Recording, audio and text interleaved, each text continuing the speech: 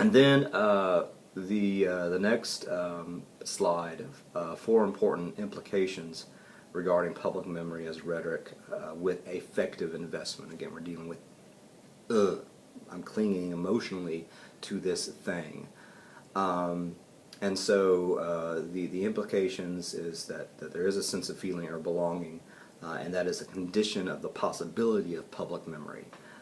Public memory is always going to have some sort of affective aspect to it. And then the next bullet point, affiliative investment, is elementally rhetorical. That is how we create that kinship is a rhetorical process.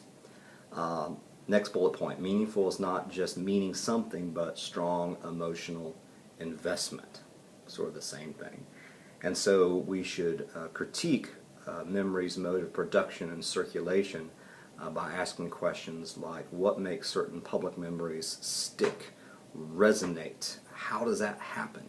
What are the effects of all that type of stuff? So these pages are really all about the idea of the emotional, of emotion and the effective investment, and how all that stuff is a rhetorical process.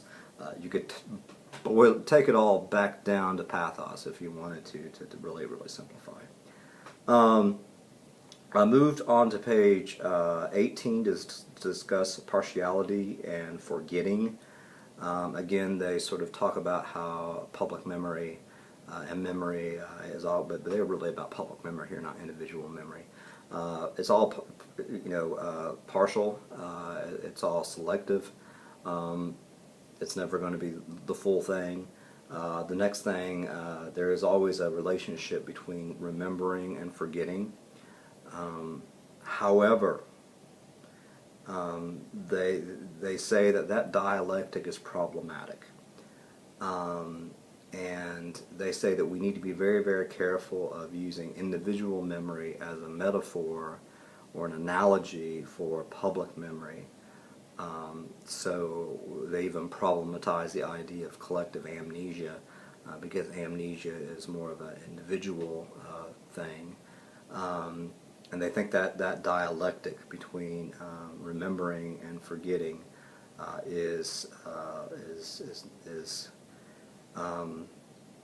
well, the whole thing is complicated, but perhaps just this, we remember certain things, we forget certain things, is problematic.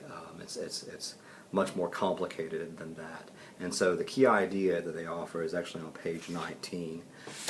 And they say perhaps the wiser approach is to think about the presence and persistence of some contents as opposed to others in public memory as modes, conditions of accumulation or additivity, which basically means the more we hear about certain things and all its various manifestations. So it's not just forgetting, remembering, it's accumulation of lots of different things. We do not mean to suggest that memories are never suppressed or that every expressed memory content has the same status, but it is more plausible and ultimately useful to suggest that even seemingly contradictory contents can be held in public memory simultaneously, and that the relationships among memories vary.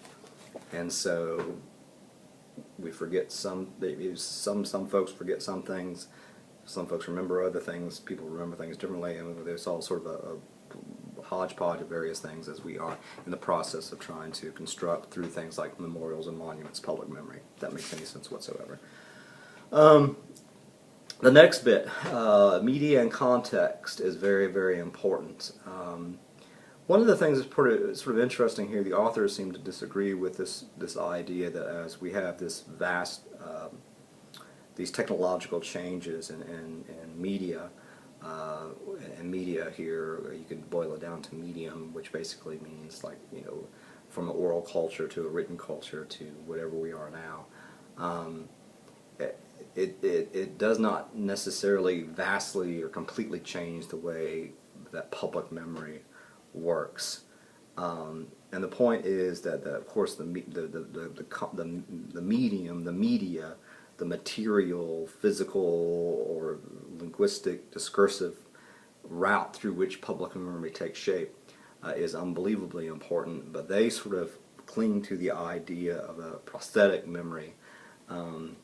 And that's pretty interesting. I didn't know a whole lot about that, so I read a little bit more about it. It's from a guy named Landsberg. They say it's sort of a useful metaphor. It seems equally useful to describe the technae that shape any public memory, not simply memories reliant upon contemporary technologies. So basically, the prosthetic memory is that our memory of certain things are sort of never our own. Just like we might have a prosthetic leg or for brain, but I think what he's getting at is that we remember things publicly through all these multiple channels, all these multiple mediums or media, and so we might learn. For instance, we craft a sense of public memory, and he looks a lot at theater, or not theater, but film, going to theater. Like Saving Private Ryan helps us in a way to craft a certain public memory of World War II. And then there's this amalgamation of all these various contexts and media that help us along to thinking of public memory in a particular way. All that stuff sort of helps craft public memory. I think that's generally what it means. But the long and short of it is that the media or the medium and the context is always very, very important as well.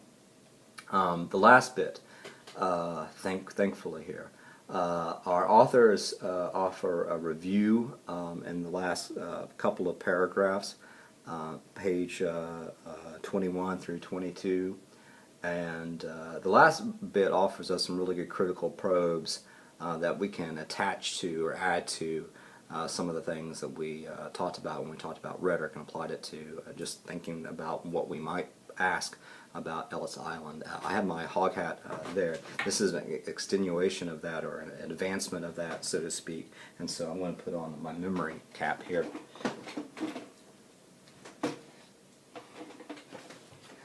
So now I got my LSU cap on.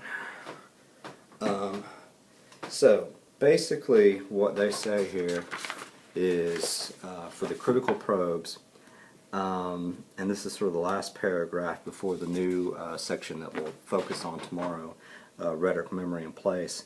It basically says that when you're thinking about public memory and the rhetoric of public memory, we're thinking in terms of affect, and they start here how all this stuff sort of constitutes identities and things like that, that necessarily presuppose an affective inflection of a memory's contents for particular audiences and particular situations. But what effects? How are those effects activated? How do they contribute to public memory selectiveness and or to a collective identity? Yes, memory is partial because of what Erwin Zorica labels its symbolic and material infrastructure itself, a dense set of layered characteristics of discourses, events, objects, and practices. Yes, memory has a history, and no doubt has many histories depending upon cultural resources, mnemonic contents, infrastructural capacities, effective deployments, and so forth. The complexities in these revised assumptions are thoroughly rhetorical, having to do with the rhetoric and memory's meaningfulness, legibility, that too, partisanship, consequentiality, and publicity as they are manifested in discourse, events, objects, and practices about the past in the present. So I think the key things that they sort of add to that is more of, what are the affects? What are the emotional relationships between public memory, or public memory sort of assumes some sort of affect. And how are those activated? How does that happen? How do people, rah cheer for the Confederate flag, and others cringe at seeing it at the State House grounds? And how does all this sort of contribute the affective aspect to public memory selectiveness and or collective identity? We all know that the Confederate flag creates both a collective identity for some folks, but it also divides any sense of a collective identity for the people of South Carolina. So understanding how that works, what that process is a job for a rhetorical scholar. And that's sort of what this the first 22 pages are all about. I hope that sort of helps you understand. This is thick, deep, complex stuff. So you might want to read this section over and over again. Only 22 pages, and then read it backwards. And then set it to song, maybe write a poem about it.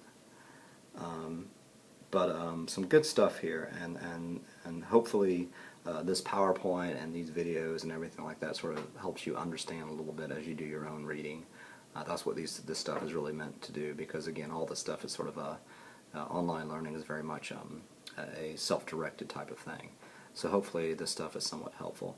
Remember that you need to set up your Tumblr stuff and your Twitter stuff, and email me by 9 a.m. tomorrow morning your understanding of all the various assignments, as well as your take on the key things that you got from pages 1 through 22 in the book. And yeah, he says it's time to go, and we'll see you tomorrow.